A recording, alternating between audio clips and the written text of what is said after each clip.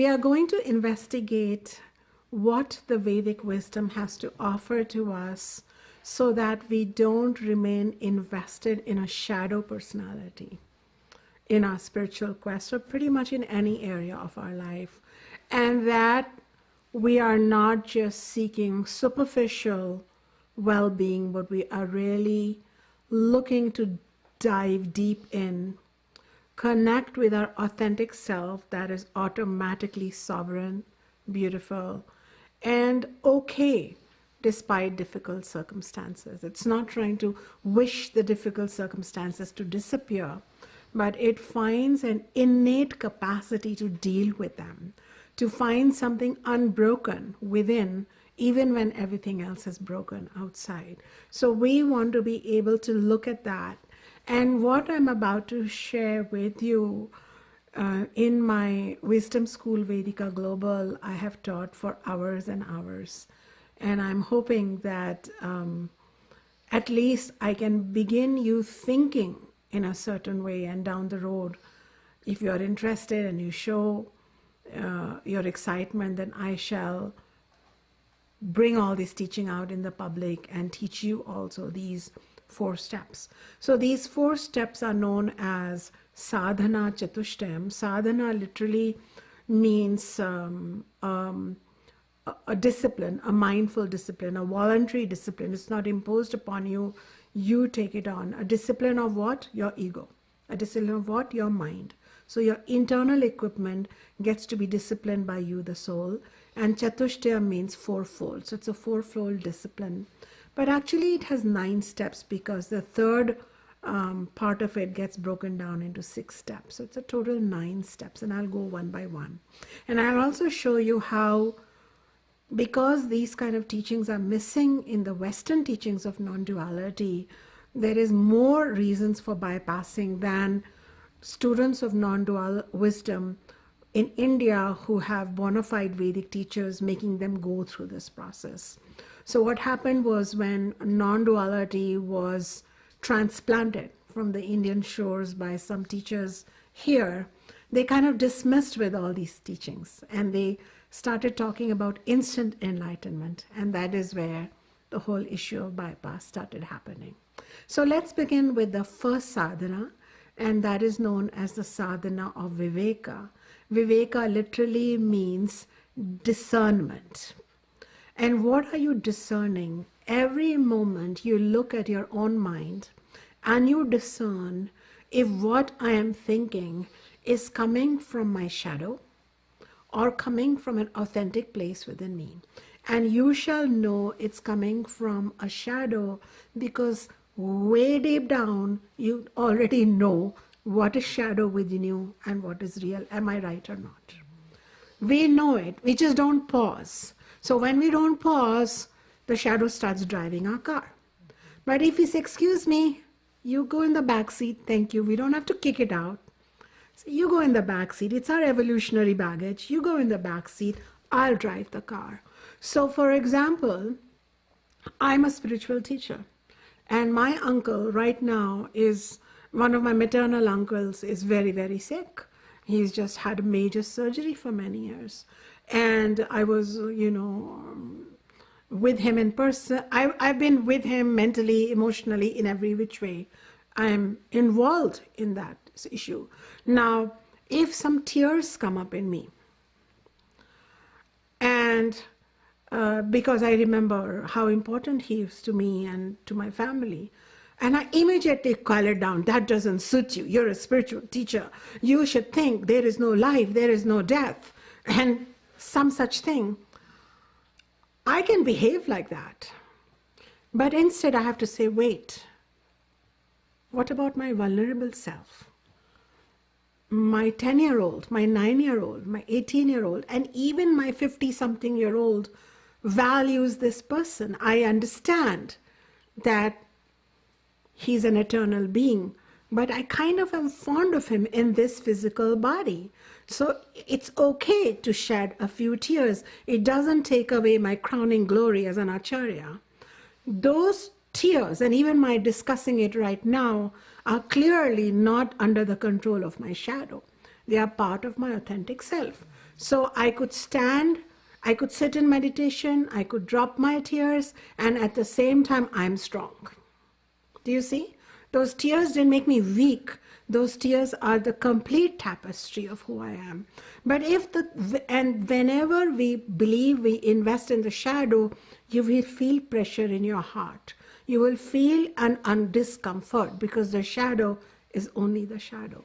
So Viveka in this context is constantly, if you have been a bypasser, really making Viveka a sadhana. Whether you chant a mantra or not is secondary. Whether you pray to God or not is secondary. Whether you bow to somebody or not is secondary. Whether you can investigate your own thought, it's called examination thoughts. You examine them and you allow them or you counter them. So this is first you look at them, discerning. The second sadhana is called Vairagya. This is such a confused word. And this has caused so much. It has caused collective bypassing in India and the world. Vairagya means, raga means delusion or color. And Vairagya means decoloring something. So Vairagyam happens after you've done Viveka. You realize all these thoughts about spiritual teachers don't cry. Spiritual teachers don't love their maternal uncle. Spiritual teachers don't... this is not real. This is false. So, and my mind is colored with this fallness. So Vairagyam is moving away from it mentally. Do you see that? You won't find any other spiritual teacher on the planet telling you I shed tears for my maternal uncle. And in case I'm feeling less spiritual to you, that's your shadow judging me. But if you look at me authentically, you'll realize that even Lord Rama, when his wife was abducted, first thing he did was shed tears, because that's what human beings do. He didn't sit there saying, I'm an avatar. I know all about it. She's not abducted. It's a story. It's an appearance. Rama didn't go into all this nonsensical stuff. He just shed tears. Then he collected himself and he was victorious and he told the world how to be a real human being, not a false human being. Not an artificial chin up, not an artificial holy glory, reality. So therefore, first is Viveka. Vairagyam happens automatically. Vairagyam is step away from what is falsely coloring you. This is the definition.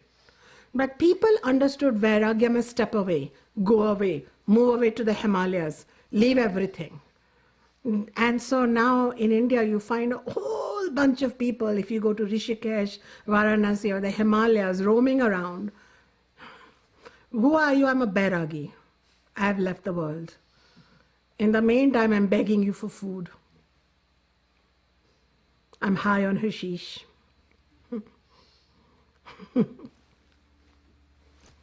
So don't leave the world. Leave your corrupted understanding of it and step away from it. That is Vairagya. The second sadhana, and only you can do it. Even I can't get into your mind to do it. You have to judge. And you do it. Initially it feels such a work, but afterwards there is no thought in my mind that can falsely color me. And if it does, sooner or later I find it and I remove it. Do you see? This is a sadhana. The Jnana Yoga sadhana, the sadhanas of the knowledge path. The third sadhana is known as Shraddha Sampat, which means 6 inner treasures. 6 treasures that you cultivate. The first treasure is called Shamaha. So this is the kind of the first one among the 6. Shamaha means you start watching your thoughts. And when it says watch your thoughts, it doesn't mean, have you heard? Think positive thoughts. Wow. Wow. You know, somebody's betraying you, ill-treating you, seizing your stuff from you, misbehaving, you think positive thoughts. It's not possible. Observe your thoughts. What observing your thought means, you are the observer.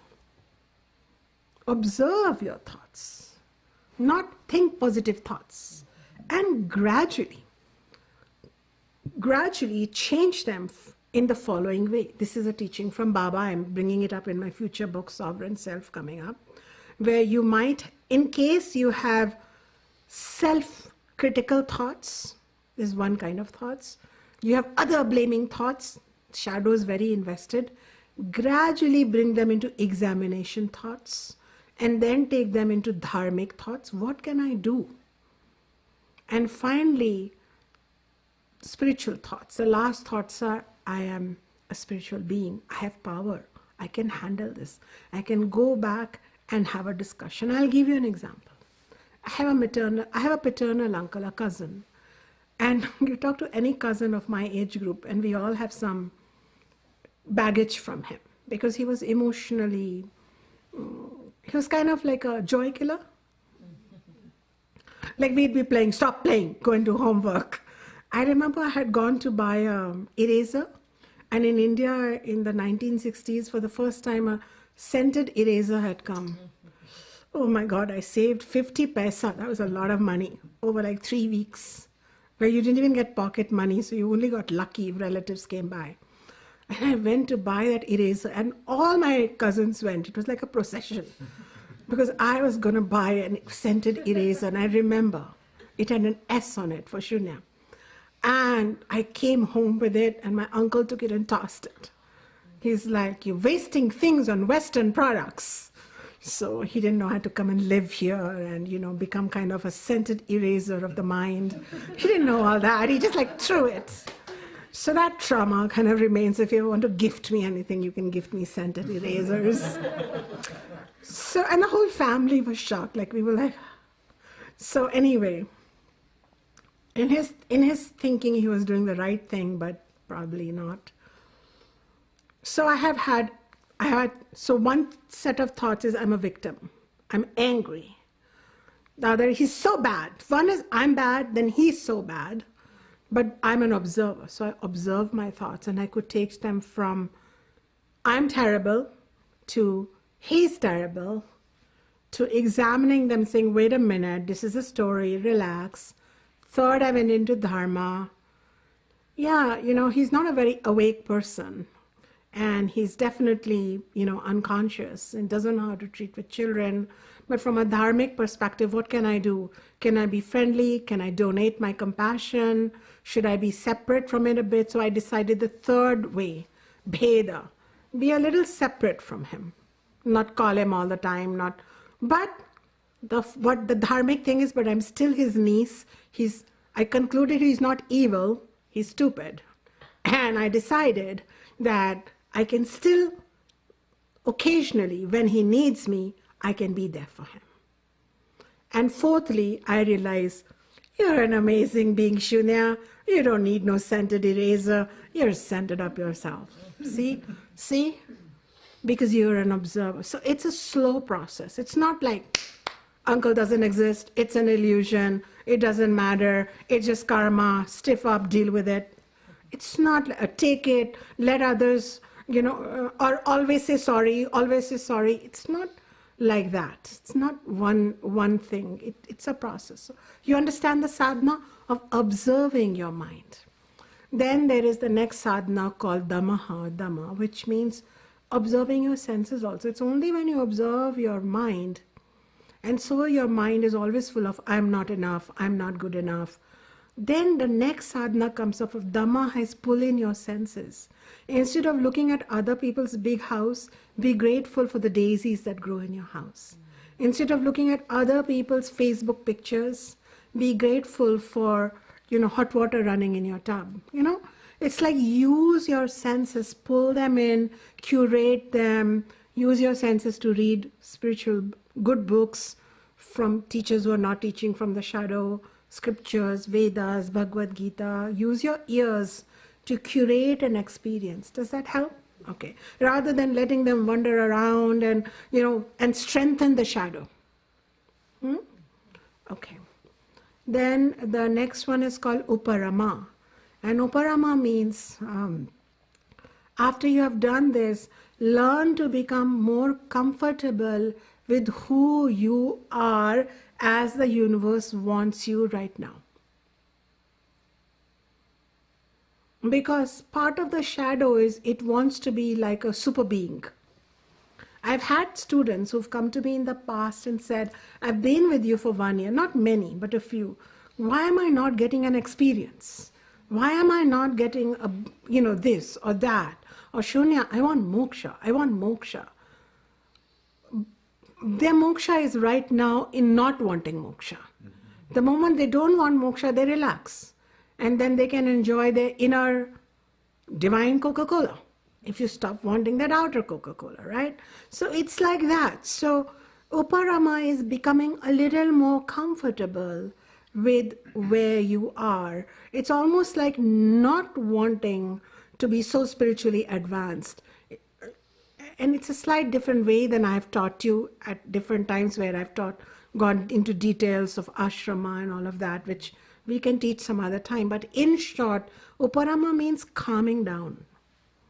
Calming down with Viveka, Vairagyam, Shama, mind management, senses, and just kind of, have you had that feeling of like just floating through your day, being comfortable, content? Has it happened to you? Those are very defining spiritual days actually, when you're not trying to be something more, okay, or have this special out-of-the-body experience. No, you're just Uparama, maintaining. And then the next sadhana is called titiksha. While you are maintaining this and deepening, problems may come your way. Somebody beloved to you may die. You might have some loss of money or a job. Titiksha means being able to deal with it. That helps, because now you're strengthening, you're becoming more and more authentic with where you are. And then comes Shraddha. Shraddha means, Shraddha means faith in the teacher, belief in the teacher, and belief in the teachings of the Vedas. Shraddha has come so late. Nowadays, when you go to some spiritual teachers, it begins with Shraddha. Do you have Shraddha? Oh, you didn't feel the blessings of Guruji? You don't have enough Shraddha. You mean the mantra didn't turn your cancer around? You don't have Shraddha. As if it's a problem. If you don't have Shraddha, if you got Shraddha, okay, you come to the right side of Guruji. You don't have Shraddha, you get out of that door. So Shraddha has nothing to do with the Guru. Shraddha has to do with, are you now relaxing? Is all your being open to receiving and changing? Does that help? Yeah. You don't even have to mention it to your teacher, I have Shraddha for you. You will know you have Shraddha because teacher will teach something or write something on a blog or post something and you will get it. Like you'll get the signal. Like it will go beyond your shadow and you will get the direction. Is that helpful? Like say you are 3 math teachers and they are all teaching you algebra. Say you went to school for algebra, then you went to a special class for algebra, and then your parents were not satisfied and they put you in tuition for algebra. So you had quite a life going there with algebra. But with one of the teachers, you had Shraddha. That teacher doesn't have to do much. They will explain the same thing, you'll get it. Other teachers will work hard, explain things, you won't get it. Does that make sense? So it's your own state of mind which becomes more trusting, more open, more comfortable in the presence of certain teachings and teacher. So then it's not, because if you don't have Shraddha and you're trying to have Shraddha and you're trying to believe someone, then it will feed the shadow. And that is what we do. I must follow this teacher because after all 8 million people follow that teacher. But your Shraddha may be with somebody who only 8 people follow. So you have to figure out where is your Shraddha. You can't follow somebody else's Shraddha. Does that help you? There is a Hindu temple where I live in the Bay Area. And occasionally, not a lot, we go to the temple. When I went there, it would just turn me off. It was noisy, it was dirty, everybody was unconscious. They were just like a social place. So I didn't have Shraddha for it. But Where we lived, few hours away, was a Buddhist place. I'm not a practicing Buddhist, but that's the place where I find Krishna. So sometimes I would go sit there. Where is your Shraddha? There was another place you could hike to and sit down on a rock. I found God's coming to me there. That was my temple. So just because everybody goes, so you go, that's your temple, that teacher, that temple, that pilgrimage place, you are feeding your shadow self. And today you can see that we don't get to take our decisions.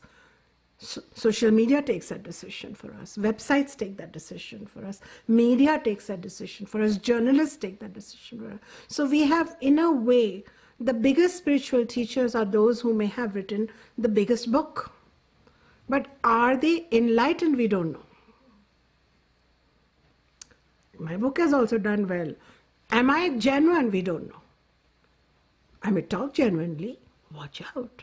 So the point is, you have to do what is known as, only in one tradition, Guru Veda, they say you should do Guru Pariksha, you should examine the Guru. Can you believe it? Examine the Guru. So I have students here sitting here from the very beginning. Right? Examine the Guru. The teacher should be able to, because if the teacher is coming from their shadow will have slips. Shadow will have rages. Shadow will have oops moments. I mean, I'm talking about the shadow rage. I'm not talking about the dharmic rage.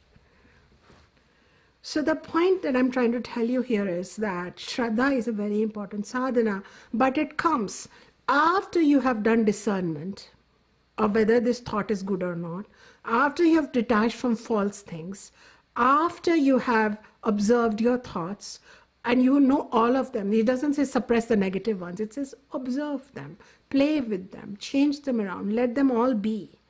You've moved in your senses, you're comfortable, you're dealing with ups and downs, and then you realize this teacher or this path is really the way it is making me stronger every day. That is Shraddha. Finally, then that leads to Samadhanam, or it is a sadhana of enjoying a calm mind. Now, this is another teaching I want to give you. In the pop spirituality, calm mind is no big deal. Nobody wants a calm mind anymore. Everybody wants a super mind. Everybody wants to manifest. Everybody wants to attract. Everybody wants to live the life that nobody has lived. So we're creating all these seductions in spirituality. And Samadhana means you're okay with bad things in your life. You're okay with bad people in your life. Isn't this any less superhuman? Samadhana means you have reached a new mind. The mind, your mind and God's mind are talking. You are surrounded by death, depravity, distractions, and you are connected. This is very important. This is what Buddha was teaching. This is what Nanak was teaching. This is what Jesus was teaching. They were not teaching pop spirituality. If you look in the depth of religions, they were teaching you how to be equanimous. Were they not? In this state of equanimity, so 6 virtues we are developing, then the 4th step comes up, which is called mumukshutvam, the desire for spiritual liberation. So 8 steps before you become mumukshutvam, you desire moksha. In our case, you go to any workshop, okay, 6 steps to self-realization, 6 days to nirvana. Aren't we seeing these kind of workshops now more and more? Yeah? Soul unplugged. It's like, what is the soul and where is it unplugging from? I recently saw that. Soul unplugged. I can understand ego unplugged, mind unplugged. Soul unplugged. Okay. So we are in that, like we've worsened the situation for ourselves. So the need to have these kind of open conversations, the need to not blame anyone, but to look at our own gullibility, The desire, if you have led your life through spiritual bypassing, you may be in a habit of bypassing. So you maybe even seeking some psychotherapy, if need be. Maybe having a support group of bypassers, so that you can all be real and then not bypass together, but but go through together. But like bringing it out in the open, saying, oh shoot, my shadow got me again. Fortunately, if you are with a speech teacher who speaks the truth, you won't be able to bypass too long. I've had students who've had huge shadows. There are certain students who say, I have a shadow and I want to work through it. I'm seeking therapy, or Shunya, tell me more about it. I'm using sadhana, chatushtam. So there are all these tools. And then I have students who deny, I have no shadow. I have no shadow. Then I prick them, and then their shadow explodes. So I am a shadow picker. So be careful. Don't die to come close to me, because